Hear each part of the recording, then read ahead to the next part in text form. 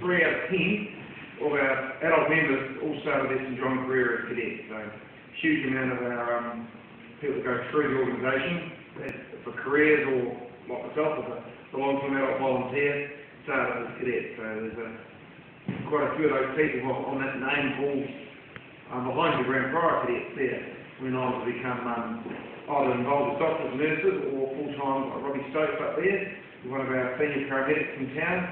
Errol Thompson's name should be on that board. He's a volunteer paramedic. He's also St John's National Communications Manager.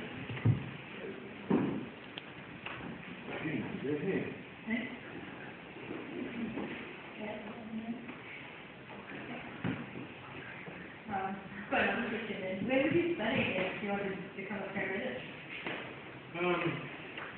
There's quite a few places now that are going that have degree programs, and there's a place in Wellington called Whangarei, I think it's Polytech, and then there's Auckland, I've got the Auckland University of Technology, and that's where I'm studying to do paramedics. It's a 3-year degree. It probably should have been a 4-year degree, because there's a heck of a lot to learn, as you can imagine, what you guys are doing.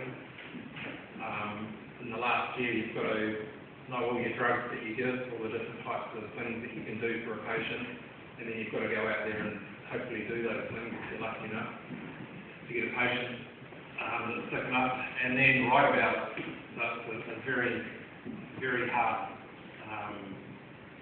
probably the last part of the degree is the hardest. I've never done a degree until later in my life. I wasn't probably what I would have liked to have been at school. I was a bit lazy, and from school I just went into the building industry, so that was the easy option for me.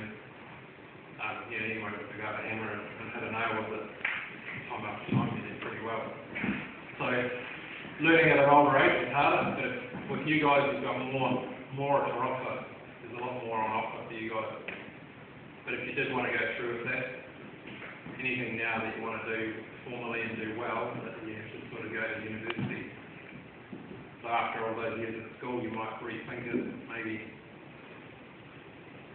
How many drugs can you authorise during back? Drug business?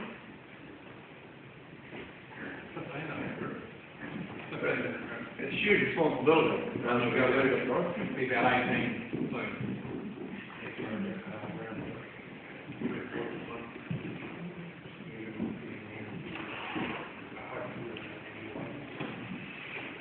You go through it, such as the case of Robbie and trying to go on stretcher and racing away. The skill level and the responsibility that sit on these guys' shoulders is very, very high, which is also why we've seen a recent survey of the most trusted profession in New Zealand. It used to be 5 in a few years, but this year again it's the 3rd year in a row it's come out that ambulance officers are the most trusted profession of all the jobs and all the people. What you do is the most trusted profession in New Zealand. So the job that people feel most confident in, and someone turns up and introduces themselves as an ambulance officer, that's what the general public think are the most trustworthy people. They weren't being caring about when they said. What's the funniest thing you've seen? The funniest comment you've seen? Probably.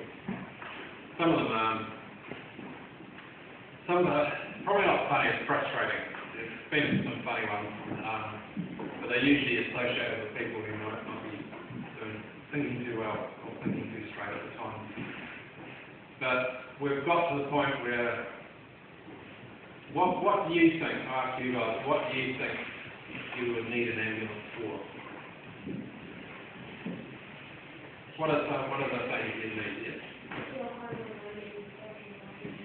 Yep, they've fallen over and broken the arm or your leg.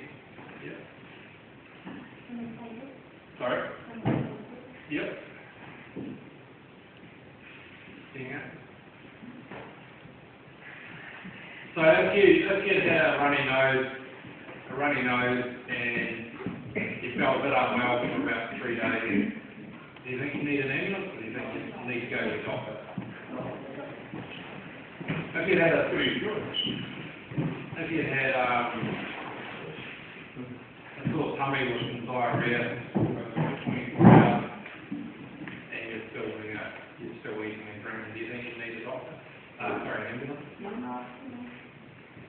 it's usually used, or it should be used for things that you need something, some help with something at the time, medical or trauma, some sort of traumatic problem, and then you need transport straight away to either BDF or Christchurch Emergency Department. But what I was going to say after that question is, people are now ringing us up because they get to a point where they can't make a decision, so they think, oh, we'll ring 111, there's always help at the other end of the phone. So we often get to go to, we've been to look for someone's cat, and didn't know where it was.